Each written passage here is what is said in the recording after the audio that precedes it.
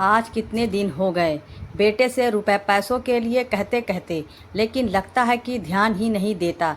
जैसे मेरी बात पर आंखों में आंसू भरकर मनोरमा याद करने लगी अपने जीवन के बारे में। हंसता मुस्कुराता परिवार, पति पत्नी और एक बेटा। एक बेटा होने के बाद दूसरा बच्चा हुआ ही नहीं, उसी से मन में संतोष कर लिया। कम से कम एक बेटा तो है जो मेरे बुढ़ापे की लाठी बनेगा। किसी किसी को तो भगवान एक भी बच्चा नहीं देता। रघुनाथ बड़ी कोठी में मालीगिरी करते और मनोरमा खाना बना दिया करती। मकान अपना निजी था, बस तमन्ना एक ही नुकुल को पढ़ा लिखा कर बड़ा अफसर बनाना है। और नुकुल था भी पढ़ाई लिखाई में बहुत होशियार। रघुनाथ और मनोरमा अपने दुख सुविधाओं को त्याग देते, लेकिन नुकुल के लिए किसी तरह की कमी नहीं होने देते। समय का चक्र ऐसा घूमा कि उन लोगों की इच्छानुसार नुकुल सचमुच बड़ा अफसर बन गया। अब तो उन लोगों की खुशी का कोई ठिकाना ही नहीं रहा। पाँव तो जैसे धरती पर ही न पड़े। नुकुल नौकरी करने के लिए बहुत बड़े शहर चला गया और अब तो नुकुल के लिए रिश्तों की जैसे लाइन लग गई। रघुनाथ और मनोरमा नुकुल के ऊपर शादी का दबाव बनाने लगे, लेकिन नुकुल यही कहता, माँ अभी जल्दी किस बात की है, थोड़े दिन रुक जाइए, थोड़ा रुपया पैसा अच्छी तरह से कमा लूँ, फिर शादी भी हो जाएगी। नुकुल थोड़े बहुत रुपए घर भी भेज देता, लेकिन मनोरमा यही कहती कि जब हमको ज़रूरत होगी हम खुद ही बता देंगे। अभी तुम अपनी जिम्मेदारी उठाओ और जब शादी होगी तो बहुत रुपए की ज़रूरत पड़ेगी। माँ मैंने शादी कर ली, एकदम से जैसे धमाका हो गया। क्या कहा तूने, शादी कर ली? हाँ माँ, ठीक सुना आपने, मैंने अपने साथ काम करने वाली गौरी से शादी कर ली। मनोरमा के तो जैसे हाथ पाँव ही फूल गए। कितना अरमान था इकलौते बेटे की शादी का, सब चकनाचूर हो गए।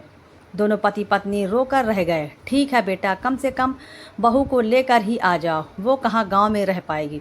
नुकुल ने खुद ही आने जाने का रास्ता बंद कर दिया। दोनों पति पत्नी नुकुल की याद में तड़पते रहते, लेकिन नुकुल को कोई फर्क नहीं पड़ता। रघुनाथ के तो ऐसा सदमा लगा कि उन्होंने चारपाई पकड़ ली और मनोरमा भी अंदर तक टूट गई। जिसके लिए पूरा जीवन दांव पर लगा दिया, उसने तो सारे अरमान मिट्टी में मिला दिए। बढ़ती उम्र के साथ अब काम धाम साधता नहीं। अब समस्या आई जीवन यापन की, तो मनोरमा ने अपने लिए एक कमरा छोड़कर 2 कमरे किराए पर उठा दिए। खर्चा पानी ठीक ठाक चलने लगा, क्योंकि वैसे भी गांव में ज़्यादा महंगाई नहीं होती।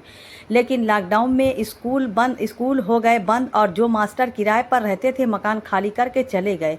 अब तो खाने पीने के भी लाले पड़ने लगे। बेटा नुकुल, ऐसा है थोड़े रुपए भेज दो, आजकल बहुत दिक्कत हो गई है। बहुत हिम्मत करके मनोरमा ने नुकुल से फ़ोन पर कहा।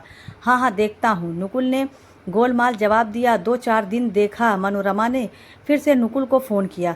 माँ हम लोग खुद अपना खर्चा अच्छी तरह से नहीं चला पा रहे हैं, बड़े शहरों के खर्चे भी बड़े बड़े होते हैं।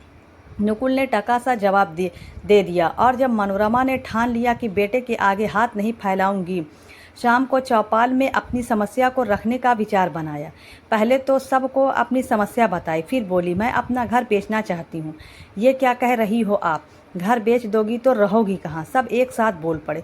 मुझे घर की कोई कीमत नहीं चाहिए, बस जो व्यक्ति मेरा घर खरीदेगा वो जब तक हम पति पत्नी जीवित हैं बस तब तक हम लोगों की देखभाल करेगा, और ये भी नहीं पता कि हमारा जीवन कब तक का है, हमारे बाद वो घर हमेशा के लिए उसका।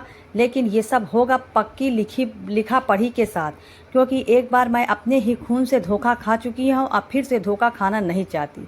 और नुकुल, सभी ने अपनी जीवन जिज्ञासा शांत करनी चाहिए, उसने अपना अधिकार खो दिया। इतना बोलते हुए एक बार मनोरमा का कलेजा कांप गया कि कहीं मैं गलत तो नहीं कर रही हूँ, लेकिन उसने फिर झट से अपने को संभाल लिया। सभी ने खुले मन से मनोरमा के इस फैसले का स्वागत किया कि जो बेटा माँ बाप का भरण पोषण न कर सके, उसका पिता की संपत्ति पर कैसा अधिकार।